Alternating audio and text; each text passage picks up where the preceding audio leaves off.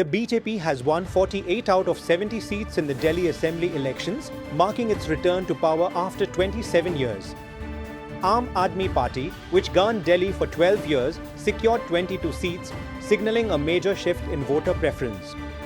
Aam Aadmi Party chief Arvind Kejriwal lost his seat in New Delhi, along with senior leaders Manish Sisodia, Saurabh Bharadwaj, and Somnath Bharti. These defeats have reshaped Delhi's political landscape.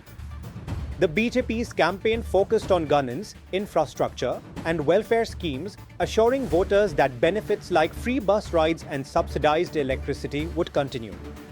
The party also addressed concerns over pollution and administration.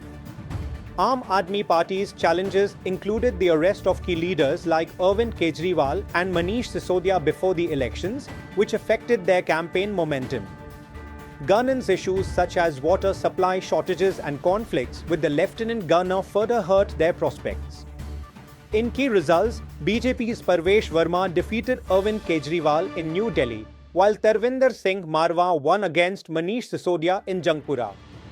Atishi retained Kalkaji for Aam Aadmi Party with a narrow margin, while BJP's Kailash Gehlot, a former Aam Aadmi Party minister, won in Bijwasan. Prime Minister Narendra Modi called the result a mandate for governance, while Andhra Pradesh Chief Minister Chandrababu Naidu described it as an endorsement of NDA's policies. Congress leader Jairam Ramesh said the result was a rejection of Arvind Kejriwal's politics. Following the loss, Arvind Kejriwal stated that Aam Aadmi Party will now play the role of the opposition. With the BJP forming the new government, focus now shifts to its policies and governance. For now, Delhi has spoken and the BJP is back in power.